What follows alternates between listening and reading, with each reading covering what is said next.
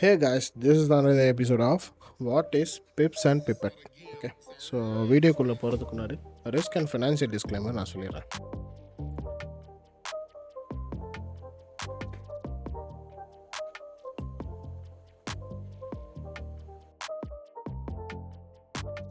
What is pips and pipette?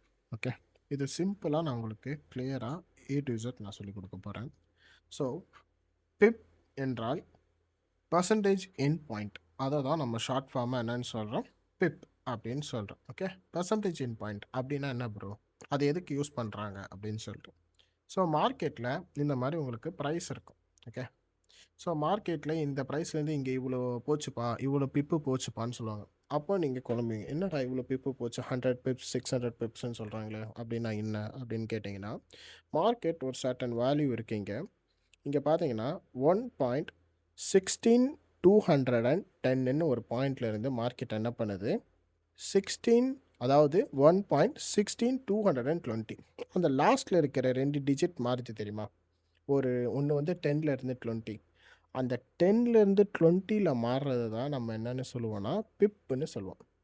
Okay, லாஸ்ட்டில் இருக்கிற decimal நம்பரில் இருக்கிற 4th டெசிமல் நம்பர் இருக்குது தெரியுமா, இந்த 4th டெசிமல் நம்பரு மாறுச்சுன்னா மட்டும்தான் நம்ம வந்து பிப்புன்னு சொல்லுவோம். ஓகே, ஸோ பிப்பு நம்ம வந்து ஈஸியாக ஃபைண்ட் அவுட் பண்ணலாம். ஸோ அது உங்களுக்கு ரொம்ப குழப்பமாக இருக்குது, எனக்கு எல்லாம் கண்டுபிடிக்க முடியல, எனக்கு வந்து ப்ரைஸோட நம்பர்ஸ் மட்டும் தெரியும், அதை வச்சு கால்குலேட் பண்ணணும்னா நீங்கள் மைஎஃப்எக்ஸ் புக்கில் வந்து பிப் கால்குலேட்டர் இருக்கும், கீழே லிங்க் இன் டிஸ்கிரிப்ஷன் இருக்குது. ஸோ அதை நீங்கள் செக் பண்ணி பார்த்துக்கோங்க, அதுலேயும் நீங்கள் ஈஸியாக வந்து பிப்பை கால்குலேட் பண்ணிக்கலாம். ஓகே, ஸோ இந்த மாதிரி தான் வந்து நம்ம பிப் கால்குலேட் பண்ணுவோம். ஸோ இதை நான் EURUSDயில் எடுத்த ஒரு பிப் கால்குலேஷன்.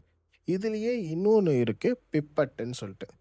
பிப்பட்னா 5th decimal ப்ரைஸோட number. அதாவது இப்போ லாஸ்ட்டில் வந்து இந்த 10க்கு இடையில இந்த 13, 6 இந்த மாதிரி இருக்குது தெரியுமா, இதுக்கெல்லாம் பேர் வந்து பிப்பட்டுன்னு சொல்லுவோம். ஓகே, அந்த பிப்புக்குள்ளே இருக்கிற ஒரு நம்பர், அதாவது கவுண்ட் ஆகிற நம்பரை வந்து பிப்பட்டுன்னு சொல்லுவோம்.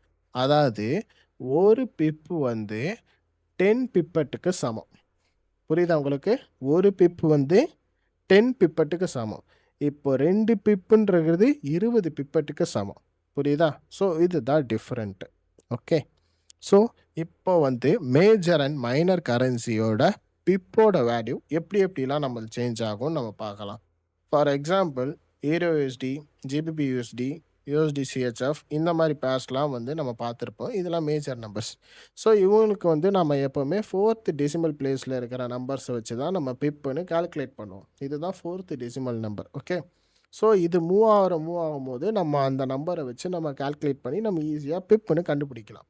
இதுவே நீங்கள் மைனர் கிராஸ் பேர்ஸில் வந்து பார்க்கும்போது இந்த யூஎஸ்டி பேர்ஸ்லாம் இருக்கும். சம்டைம்ஸ் யூஎஸ்டி பேரை தாண்டி ஜிபிபி பேர்ஸு, அந்த ஜேபிஐ பேர்ஸு, ஏடி என்சிடி பேர்ஸ்லலாம் நீங்கள் பார்க்கும்போது கொஞ்சம் டிஃப்ரெண்ட்டாக இருக்கும்.